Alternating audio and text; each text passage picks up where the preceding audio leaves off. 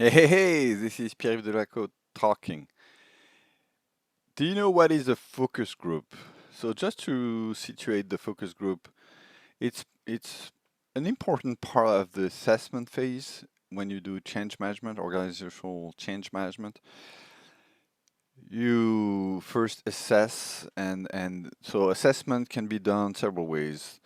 The most useful way is to have interviews with a panel of end users to figure out, what how people are using the technology, what they're doing for their job, so you can start to relate how the future technology can help them in their day-to-day job. You can identify some resistance, but you definitely can identify some use cases where the technology can be useful. Then there's also at a higher level, you can do a survey to figure out some trends, and based on maybe the interviews, you can craft your survey and figure out what are the trends and ask questions to see if the use case you identify or maybe some technology that you identify could be useful for the vast majority of people. So the survey helps too. And the focus group is there to identify the priorities. So focus group has two main interests. It's the first time you have the opportunity to excite part of the workforce, just a small part. Usually, we do that with champions or stakeholders to excite them on what's coming. It's not just about excitement, but it's a big part of it. And the second piece is to collect feedback because, as you heard me several times, I think you cannot do any organizational change management plan without having any contact with users, business users, stakeholders. You need to understand what is meaningful for them. So the group is to test drive this and show them some features, concepts, discuss with them, and have their feedback on what is really key. Because maybe you did interviews, maybe you did a survey, you have a feeling that that should be the benefit for the organization, or that's maybe the kind of training you need to provide. But it's in a vacuum. You need to test it against people, real people. So how do you do that? So the focus group first, as I said, is to give an exclusive preview of the technology. What I'm usually doing is Microsoft 365, and then that's what you're going to give to the audience of the focus group. And then what's really important is to get feedback on, not yet the other way, what is important for you. So that's what you're going to ask for the panel to give feedback on the features or the concept you're sharing with them, just to see how they react. And maybe sometimes you will have different reactions, different priorities depending on people personas. So maybe an exec assistant won't react the same way than a frontline worker. So you might have different priorities depending on the audience. And the goal is to I need to move a little bit. Let's uh, that's funny. This video in front of the deck. The goal is to adapt the training, the content, the awareness regarding the change you're gonna plan.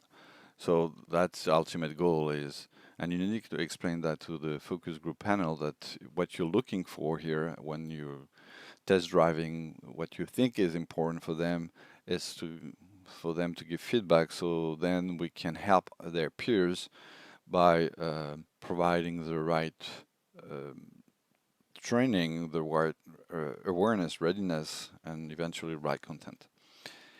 So that's what it is. And the methodology is of a focus group is to demonstrate a set of features. So usually what I'm doing is I divide it by product. Um, and people are giving feedback and prioritize what's important for them. And what I mean for them, it's not we're not looking for individual reaction. We're looking for more a reaction based on their job. So they're representing people who have the same kind of job, same persona. So we asking not only for them, but for maybe for their peers to react. Do they think it will be valuable for them and for their peers? It's really important that everybody should express their feedback. There's no taboo. Um, it's important to make people realize that they need to express what they think without the fear of judgment. If they don't think that's important for them and everybody else thinks it's important, that's it's there's no judgment here. We're there just to understand, where are the differences because we want to tailor the change plan depending on the people persona. That's really important. And people don't have to agree. So that's another point that you need to address during a focus group. Reassure that we're not trying to reach consensus. We're just collecting feedback on priorities. So how do we do that? So we do a demonstration, usually on a product, let's say Teams, and we ask people to prioritize between minimal impact, I need to move around, and high impact. Maybe I'm going to switch. Um, let's switch. Is that better? A little bit better, yeah. So we show demonstration, and then we ask collectively people to give their feedback on do you think it's a minimal impact what we just show you or it's a high impact? Well, that's what we're doing. And it can take a lot of time depending on number of products you're deploying. And also you can do that on product, but you can also ask questions, same thing on use cases. You can showcase use cases and ask them to prioritize them. You can ask question on the kind of training they will want or they think their peers will want, the kind of communication they like, stuff like that. And you prioritize. So what do we do with that?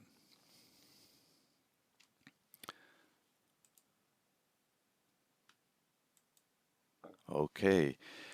So what we do with that, we have another axis that we might not show to the users, to the focus group attendees, which is the complexity of learning.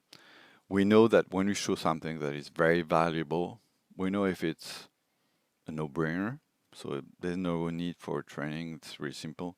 Or we know that it's more complicated. It's very valuable, but to reach the knowledge of being able to use this feature, that might take some learning. So that's how we use the priority that people gave to us on one axis, and then we moved on the other axis because we know what's difficult to learn and what's not difficult to learn, and we categorize that, and we can find in this area provide training where the priorities that have been expressed will need to be in a training. The one will need to be included in communication, the no-brainer. So if there's a feature that is a no-brainer um, and it's very simple to apprehend, you don't need a training, but you definitely need to include it in the communication. We know also that the, when it's easy to learn and there's not a lot of impact, you can still communicate as needed. So maybe depending on the audience, or maybe later on in the deployment. And finally, when it's difficult to learn and it doesn't bring a lot of value, you might have some help desk call. So you need to provide some support. I'm just giving you an example. MFA it's not valuable from an end user perspective. It's more constraint, uh, but it's really hard to learn. So then you definitely need to provide the right level of support with the help desk or guides that explain pretty well. And sometimes it's even more than help desk. Sometimes it's hands-on with people, so it can be very time-consuming depending on the population. So let's see an example. It might not be, you know, uh, accurate for all the organizations, but here is an example where we can see. I cannot see clearly, but we can see some features for co-authoring documents is really it's very valuable. I think it's one of the most valuable things that people like in Teams, and because it avoids to have several versions of documents in different email threads and not knowing what is the last version, and it is it eases the collaboration. Definitely, it's a big game changer. But to apprehend it, it's not that easy. People, until they really do it, they don't realize what it means, and they don't realize what they can do. They can add comments. They can see the latest change, and so there's some education to be done here. But other features like I don't know, at mentioning a no-brainer. Um, or I can challenge here, for example, the together mode might not be very useful. So it might not be in the right side of the scope here. Um, I would have put it more in. It's easy. It's not. It's not. It's in between. It's not that easy to learn, but for some situation it can be helpful. So maybe this together mode can be very useful for some situation when you're trying to engage with a crew. When you need engagement, that might be valuable. Most of the time, people don't use it. So that's how you categorize your features and the block of features, and from that you're in a better position to build a plan of your communication, what you're going to put in your communication, what kind of training is really needed. Maybe sometimes you're going to duplicate here, as it's not the case, but you can have the same box twice depending on the audience. So you just dimension the audience that is targeted here when you have to have a communication plan with different audience. So that's where from that you can definitely have a strategy on what you're going to communicate to who, what you're going to train, who you're going to train on what subject, and then what is less useful, at least at the beginning of your project. So I think the focus group is really key to understand the priorities and have the first feedback. Even if you don't leverage this grid, um, I think it will help you in the long run to have a set of maybe tips and tricks that you want to share with people to see if it resonates. And quite frankly, it can change over time, because when you're doing a focus group the first time, people might be interested by some features because they have the maturity, a low maturity at that point, because they don't understand the product right away. But after a while, they might think that one feature that was not seen as very important becomes very important because they have this maturity and they see more potential. But at least the focus group will first help you to excite people on what's coming, what kind of features, and see all the potential.